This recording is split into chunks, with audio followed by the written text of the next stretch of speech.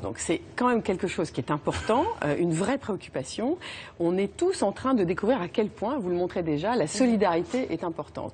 Solidarité, c'est le mot-clé d'ailleurs pour, entre guillemets, l'anecdote. France Télévisions, jusqu'au 8 février, avec la Ligue contre le cancer, a décidé d'émailler dans ses différentes émissions des angles nouveaux sur le cancer. Ce matin, le professeur David Cayat, que vous connaissez bien, était invité des 4 vérités avec William Lémergie.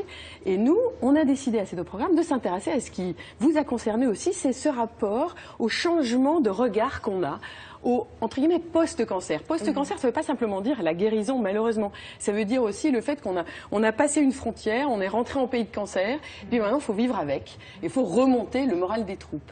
Il y a des initiatives comme l'art-thérapie, par exemple, où avec des échelles de douleur, des échelles qui, de 0 à 10, montrent à quel niveau d'anxiété on est, niveau de fatigue, niveau de stress. Eh bien, on voit qu'après des soins comme ceux que vous avez pu faire donner à votre papa, eh bien, les points descendent. On gagne 3 points en douleur, on gagne 1,7 point en fatigue, en anxiété, c'est assez énorme. Alors en beauté, il se passe énormément de choses et c'est peut-être un domaine où on a déjà pas mal réagi. Et je vais vous montrer l'histoire d'Anne-Marie. Anne-Marie, elle a une 60aine d'années, cancer du sein, chirurgie, un phénomène de lymphœdème. On en a déjà un peu parlé ici, c'est les gros bras. Et chez Anne-Marie, ce sont les 2 bras qui ont pris. Alors jusqu'à présent, 20e siècle, les médecins disaient « Madame, on vous a sauvé la vie, c'est déjà pas mal ». Eh bien non, maintenant on est en train de changer d'avis, on est en train de dire on va prendre en compte cet inconfort de vie. Pendant 3 ans, Anne-Marie, elle a eu de la kiné classique, ça n'allait pas. Eh bien ce sont des machines que l'on connaît dans le monde de la beauté et de l'esthétique qui lui ont permis, voilà, exactement Sophie. Et donc ça veut dire que ces gros bras, on peut obtenir récupérer un résultat. Vous allez voir Anne-Marie maintenant, elle était complètement renfermée sur elle-même. Maintenant c'est une femme qui marche presque avec tout le temps le sourire. Regardez. Elle est encore surprise, Anne-Marie, d'être en passe de se réconcilier avec son corps après son cancer du sein. Longtemps gênée par le gonflement de ses 2 bras, que des séances de kiné classique n'arrivaient pas à diminuer, elle a enfin bonne forme, bon moral, grâce aux résultats obtenus avec des machines reconnues pour leurs résultats en esthétique. Ce qui a vraiment changé pour nous les kinés, c'est que maintenant on a à disposition des outils qui sont vraiment l'extension de notre main. C'est-à-dire que la main a une vraie compétence, mais à des limites, c'est-à-dire qu'effectivement, sur un tissu qui est très douloureux, la main ne passe pas. On a besoin d'avoir quelque chose en plus dans la main, une machine qui permet de mécaniser le tissu et qui permet de faire un massage à type de palpé roulé, c'est-à-dire qu'on prend un pli de peau et en fait on va le faire se déplacer. Cet appareil va permettre également de faire une aspiration en même temps du tissu. Cette aspiration, elle peut être continue. C'est-à-dire que, hop, on aspire le tissu et on le fait bouger. Ou elle peut être séquentielle, c'est-à-dire que je te prends, je te lâche, je te prends, je te relâche. Le rôle le plus important qu'on ait, c'est de redonner la vie au tissu. Quand on arrive à faire ça, quels que soient les moyens, que ce soit la main, que ce soit la machine, c'est à une personne qu'on redonne de la vie.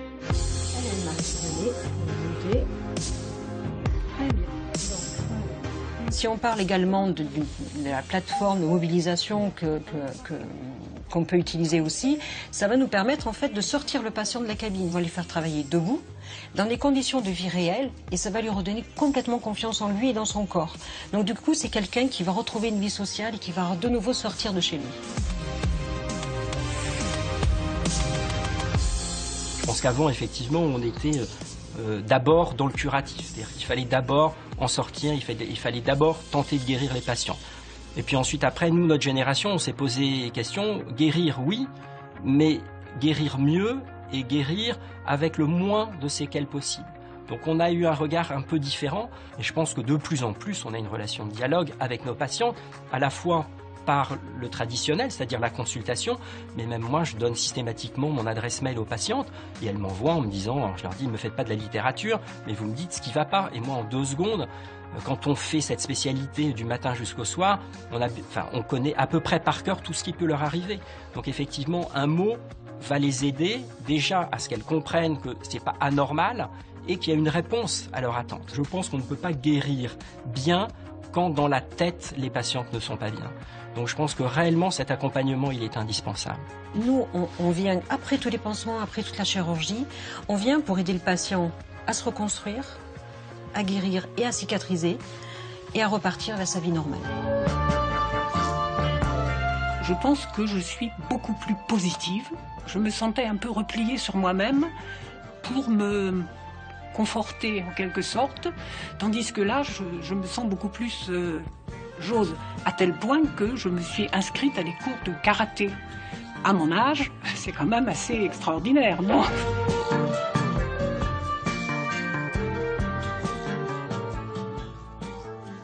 D'ailleurs, pour suivre sur cette idée-là, cet après-midi à 14h, on vous proposera une émission sur Mon cancer a finalement été une chance, justement, parce que pour certaines personnes, eh bien, c'est salvateur, c'est révélateur, ça leur permet de faire des choses qu'ils n'avaient jamais fait, de vivre différemment, de faire J'ai une photo pour vous, Sophie. Regardez cette photo. Un esquif de 12 mètres de long. Ça s'appelle un dragon boat. Une sorte d'aviron. Enfin, c'est pas de l'aviron, mais en pagaie. 20 femmes. Ces 20 femmes ont un point commun. Ben, vous l'avez compris. Elles sont toutes cancéreuses. Il y a des initiatives à Reims, à Annecy, à Toulouse. Les Pink Dragon Lady, elles montrent que c'est pas simplement, évidemment, le fait de refaire sa silhouette. C'est pas ça. C'est trouver le moral. Reprendre la main sur la maladie. Alors, des questions